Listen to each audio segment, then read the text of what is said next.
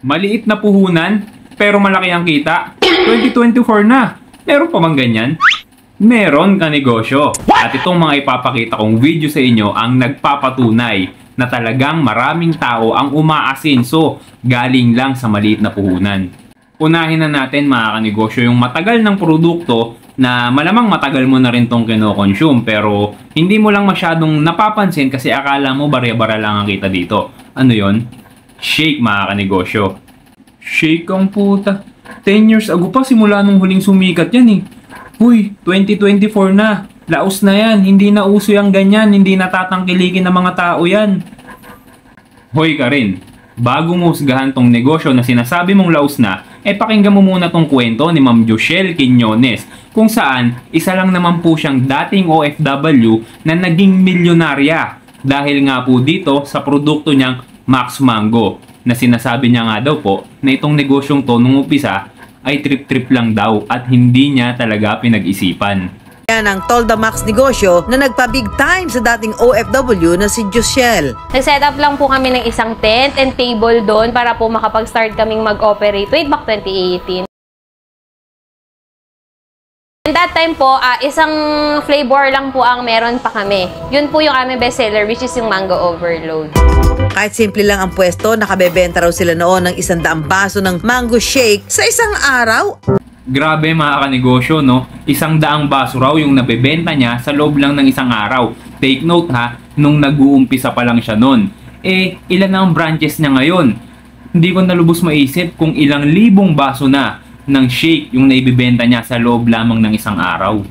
Kaya sa halagang 15,000 na natira mula sa kanyang pagtatrabaho sa barko, 15,000 raw mga kanegosyo yung kanya naging starting capital dito. Pero alam nyo, kanina pagkatapos kong panoorin yan, sinubukan kong mag-research kung magkano nga ba yung mga kakailanganin na materyales para masimulan yung ganitong klase ng negosyo. At sa mga nakalap ko, eto, nagtingin-tingin ako sa Shopee mga kanegosyo eh. Syempre kapag ganyan ng negosyo mo, kailangan mo unang-una is yung blender. At ang pinakamurang blender na nakita ko eto nga po. Ayan. So wala pang 1,000. Pero syempre kung medyo may budget ka naman ng konti, bumili ka na ng medyo heavy duty dyan kung talagang plano mong seryosohin yung ganitong klase ng business. At pagdating naman sa mga baso na kakailanganin mo o yung mga plastic cups, nakakita nga rin po ako sa Shopee. Eto mga kanegosyo, at tinignan ko maganda rin ang review niya. Para kung sakali na maisipan mo na magsimula ng negosyo ngayong 2024, may idea ka na, di ba? Plus syempre yung mga materyales kagaya ng mga gatas, tapos grahams, kasi nakita ko nilalagyan niya ng grahams yan eh. Tapos yung mga pearls, tapos asukal, syempre, kanegosyo, di ba? Tapos yung prutas, mangga, o kung anong klase ng prutas yung gusto mong ilagay sa shake mo.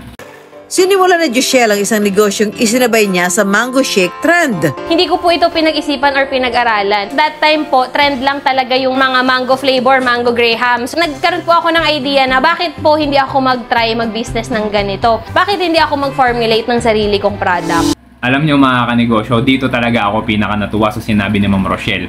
Yung sinabi niya na bakit hindi na lang daw siya mag-formulate ng sarili niyang produkto. Di ba? Imagine kanegosyo kung si Ma'am nagawa niya makapag-formulate ng sarili niyang produkto, siguradong sigurado ako na kaya mo din. Dahil sakto sa timing ng trending na produkto, lumago ang mango shake business niya na tinawag niyang Max Mango at matapos lang ang 6 na buwan, nagbukas na siya sa mga franchisee. Nagulat ako nung sinabi niya sa loob lamang daw ng 6 na buwan na open niya na yung kanyang negosyo for franchising. Diba? Napakalupit nun mga kanegosyo. Tunay nga na hindi lang maximum amount of mango ang negosyo ni Joshelle dahil maximum amount din ang kita niya na tumataginting na 500,000 pesos monthly sa 5 branch niya. Wala pa riyan yung kita mula sa mga franchise ha? 500,000 pesos a month. Kita niya sa 5 branches pa lang yun mga kanegosyo. 300 branches meron si Ma'am. Hindi ko lubos maisip kung gaano kalaking pera yun, di ba mga kanegosyo? Subukan mong computein. 500,000 in 300 branches mga kanegosyo. Comment mo dyan sa baba kung magkano yung kinalabasan ng computation mo. Sa loob lamang ng 3 taon, mayroon ng 300 branches ang Max Mango sa buong Pilipinas. Hindi lang yan, nakapagpundar na rin siya ng bahay, sasakyan at warehouse nila. Mga kanegosyo, sobrang nakaka-inspire yung kwento ni Ma'am Joshelle Quiñones, ano? alam nyo, naisip ko bigla, bakit kaya yung ibang mga tao, kinakailangan pa ng napakalaking puhunan para lang makapag-umpisa sa mga pinapangarap nilang negosyo?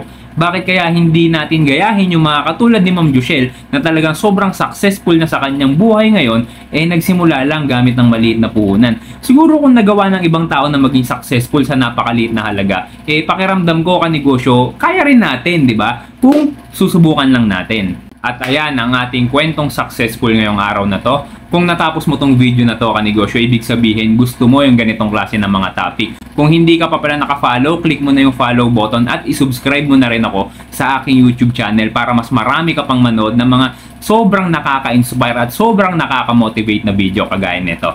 Yun lang mga kanegosyo, maraming salamat po.